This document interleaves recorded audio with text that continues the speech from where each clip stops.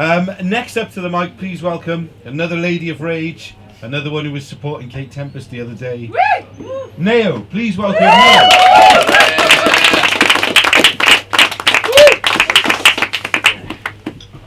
I'm going to do this again. Everyone else is exactly the same height in here.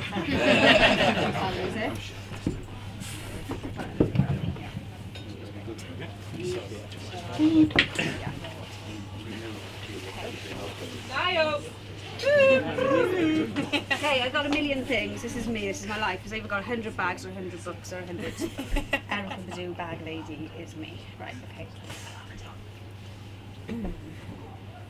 Impending doom. Impending doom? Why do you loom so heavily over me? Am I an attractive target for your cloud of my lives to rain down on my hardships? Impending doom? Why do you convince me to phone my ex-boyfriend at 5 p.m. on a Sunday afternoon because I can't bear the thought of being home alone with you? Haven't you got something better to do? How the hell did you nearly convince me to adopt a dog this week? I actually have a dog now, so if you haven't seen her, she's cute, so yeah. When I've barely got time to wipe my arse and brush my teeth, I'll have to clean up about 17 shits a day.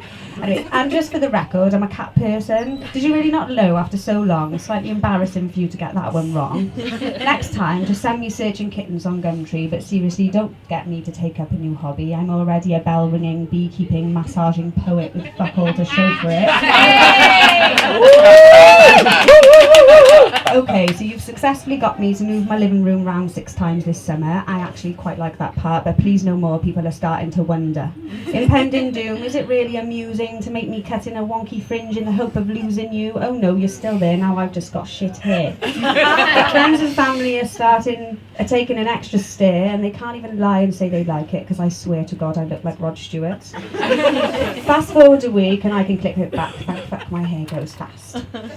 But you're still here, making me do self-loathing shit like cry in the mirror and weirdly enjoy watching my cry face stare back at me. Oh my God, I'm a disgrace. Sometimes I wonder if dead people can see me, and I laugh, still crying though, at how embarrassing this is. Yeah, ghosts are definitely getting a kick out of this. So I slap my face dry and I take you for a walk. Impending doom, it's time for a talk. You've been following me round for a lot of my life. Okay, you take annual leave periodically, but don't you think it's time you just left me be? Why don't you hand in your notice? I'll give you a glowing reference, promise. Tenacious, determined, works overtime, weekends and night shifts too, do anything just to be of service to you. Loyal, trustworthy and reliable. Yeah, reliable. Does that sound viable? Impending doom? Come back. Where are you? Thank you.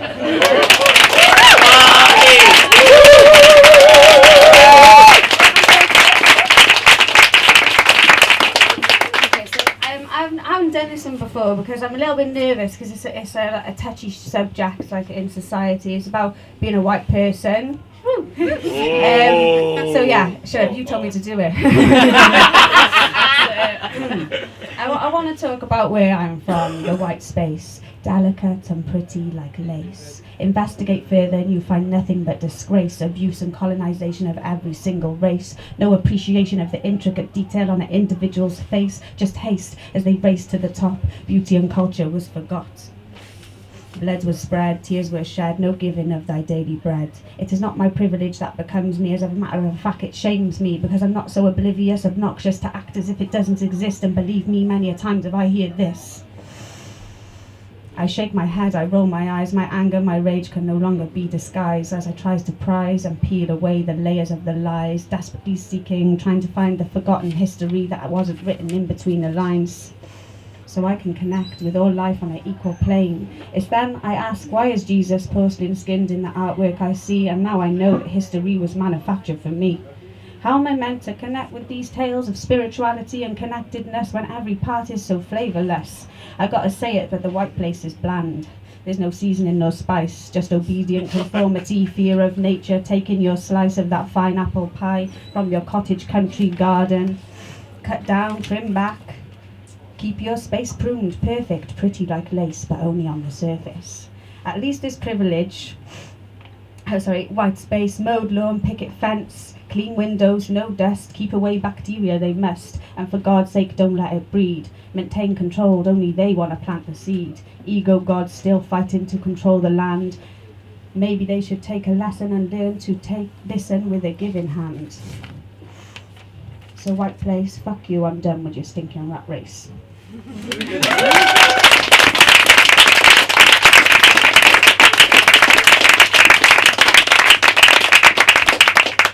Sorry, I'm a million things everywhere. Right, just get it off. You might be able to film.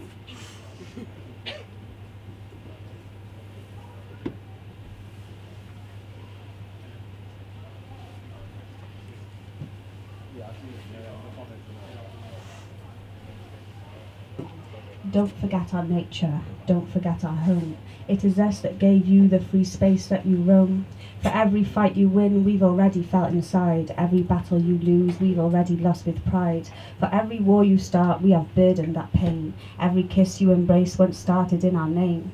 You seek out as we breathe one, holding all your answers bar none. What lies here in this vessel, Mother Earth embodies, lay down your guards, and in our soul you may nestle.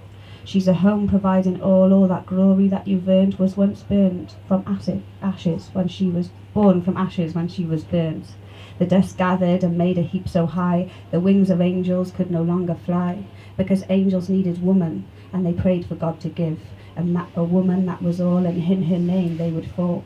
One day the ashes grew with knowledge on her side, wisdom became her nature, and her message was not divide. She grew into abundance, and fruits began to form. Light shone down upon her, and rain splashed down in storms. Clouds cleared, and greys turned to blues and reds. Our land was filled with milk and honey, but now no angels rest their heads. They knew that Mother was there in their place. So don't forget our nature, don't forget our home. It was men like you who prayed for this one in a time when more was known. Spend time amongst the ashes, and hear the whispers pray, for a mother much more worthy who is one in every way. Thank you.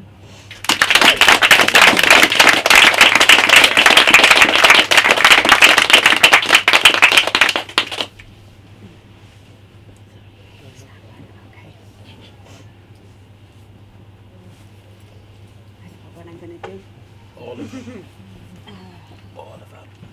There's no time for all of them. Council stairs. Council stay, is it? Yeah. Alright, okay, I'll do that one next. So just flip to this one. Lipstick. Okay. Council estates. Sorry, Thomas. How Reload. long have I got? Fucking hell, I wish I was more organised. Ah, wait there, what's that? No. Proper like dyspraxic or something. Right, okay. Okay. Council estate magic. Gold sovereign rings, greys bruised shins, out looking for a chase, punching idiot boys in the face. Hearing my mum's friends say, this ain't a doss house, you're either in or you're out. Shoplifters knocking once a week, selling everything from makeup to cold meats. No one except my mum's got a front door key, so breaking in the back is far too easy. Dogs roam free without owner nor lead, so if it's a vicious one, you better take heed. The smell of wet hot concrete floods my senses, or freshly cut grass blowing over broken fences, playing out in the street every day, every week. Green electric boxes were the places we'd sit, and you won't last long without a quick whip. Each household is diversity is as wide as a tree and family. Freestyle. No. Each household's a unique family with diversities as wide as each branch on a tree. When you're away and the gypsies come to rob your weeds grow, it's fine, because 3 doors up is in the know. I get a phone call saying it's dealt with and they're not coming back, and apparently they were seen off with a bat. I can ask one of the olders to rob my car and claim on the insurance, and he does it with no questions asked because he isn't afraid of the durance.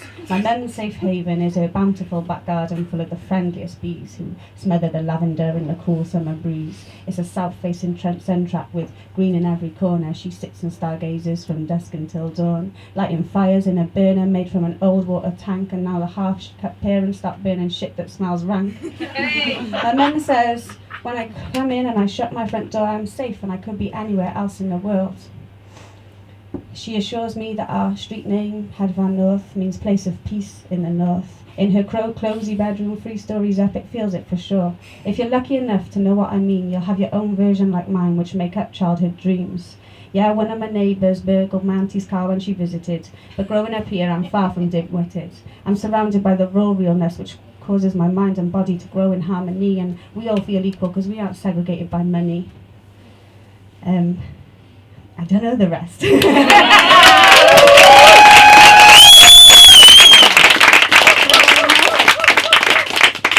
When I was a little girl, I heard the teachers say, she wants to chat, chat, chat, chat, chat all day. Confident, kind and clever, would go far if she'd ever learn to talk a little less. Grown as a teenager, it was the boys them holler, oh she's fiery, she feisty, she got a lot to say. So I learned to silence my voice and I hoped it'd go away. Luckily my mother never told me that. She would listen to me chatter as long as I could last. She read me poems, read me prose, read the dictionary for bed, playing with words for pleasure as my daily bread. See, when I was a little girl, I heard the teachers say she wants to chat, chat, chat, chat, chat all day. Confident, kind and clever, would go far if she'd ever learn to talk a little less.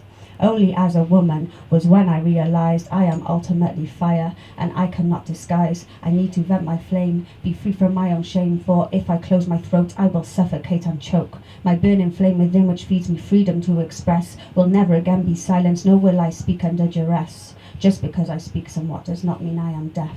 I listen with my hands, my heart, my eyes and my breath. Thank you.